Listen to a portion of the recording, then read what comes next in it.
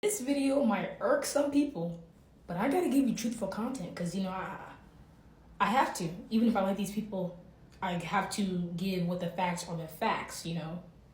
But yeah, bloodline, this is what we're focusing on. We're gonna focus on today. The video is gonna be the bloodline focus. Because Rikishi's dead wrong when he said in the video, when he made out the podcast today. Because he was saying he feel like his family, doesn't get respect, or he feel like they're getting disrespected because they're trying to erase their legacy. They don't get opportunities, or whatnot. But yeah, disclaimer, I'm a big fan of Blind. You guys already know that already. I like Roman Reigns, I like the Usos, I like Naomi, I like Solo. I do rock with them. But fact of the matter is, Rikishi is wrong because look at his family, Their family is full on nepotism and display, Full on. Because, for one, his sons, the Usos, got a tryout strictly because their uncle was Umaga. Not most people can get a tryout just like that. That's not possible. And I don't think it is. Regardless if the Usos are really, really good. The tryout was strictly, I feel like, because Umaga was there. And he pushed them to get that tryout. Also, Tongaloa is so bad. But yet he's still employed. That's nepotism right there too as well. Full on.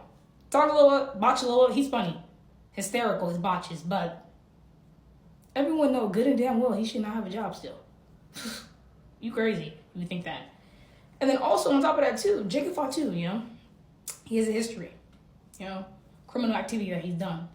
But yet here he is on the main roster. He didn't go to NXT, none of that. And I think they said they turned him down a couple times because they were kind of risky about him, iffy about him, but they still brought him along, and he didn't go to NXT. He's straight on the main roster to join Solo's faction to get in a big program.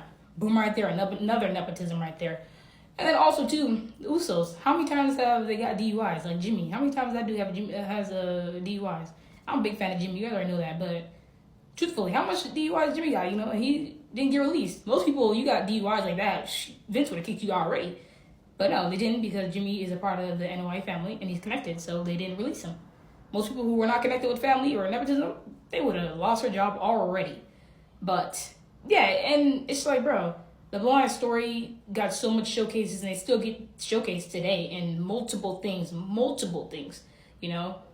Bloodline got put over so many times, and they elevated things as well. And they gave other people their flowers, and elevated other people too as well. But they were a main focus center of attention for so many years, 4.5 years. So I think that's big opportunities they got right there. And they still do today, but that's not Rikishi's understanding. He's kind of getting it twisted a bit.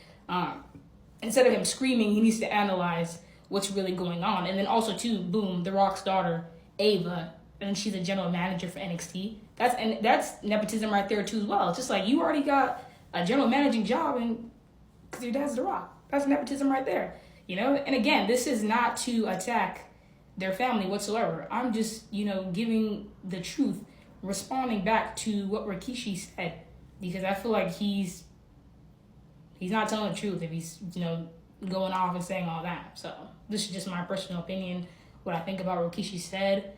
But yeah, and they still got more wrestlers coming into the pipelines, and they're not going to NXT really. They're pretty much just going to the main roster straight, So